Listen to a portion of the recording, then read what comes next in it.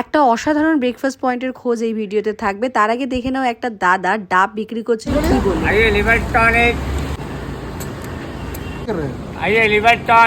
ওনার এই ডাব বিক্রি করার ধরনটা বেশ মজার লেগেছে, তাই তোমাদের সাথে শেয়ার করলাম। ডাবের জল খেয়েই কিন্তু পৌঁছে গিয়েছিলাম এই দোকানে।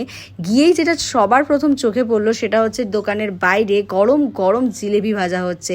দেখে কিন্তু ভীষণ লোভ লাগছিল। একদিকে গরম গরম জিলেবি ভাজা হচ্ছে আর আরেকদিকে গরম গরম ক্লাব কচুরি।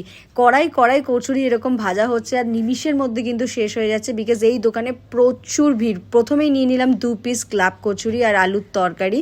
এই কচুরিগুলো খেতে কিন্তু অসাধারণ লেগেছিল। আমার খাওয়া one of the best club kachori এটা। ক্লাব কচুরির পাশাপাশি এখানে কিন্তু হিঙের গরম গরম কচুরিও ভাজা হচ্ছিল, যেটা 6 টাকা পিস ছিল। এই কচুরিটাও আমি 2 পিস ট্রাই করেছিলাম। আর এই ক্লাব কচুরি কিন্তু পার পিস 5 টাকা করেছিল।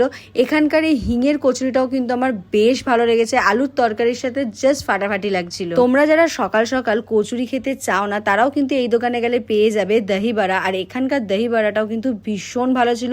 দইয়ের টেস্টটা ভীষণ ভালো লাগছিল আর বড়াটাও বেশ সফট ছিল। আমার কিন্তু দই বড়াটাও ভালো লেগেছে। আর সব শেষে ট্রাই করেছিলাম এখান থেকে গরম গরম 2 পিস গোলাপ জামুন, যেটা কিন্তু বেশ ভালো লাগছিল খেতে। ভীষণ সফট ছিল আর খুবই ভালো লাগছিল। এলাচের একটা ফ্লেভার আসছিল আর জিলেবিটাও বেশ ক্রাঞ্চি ছিল। আমার কিন্তু ভীষণ ভালো লেগেছে। বউবাজারের এই দোকানের নাম আর অ্যাড্রেস স্ক্রিনে দিয়ে দিলাম। ভিডিওটা ভালো লাগলে লাইক ফলো শেয়ার করে দিও।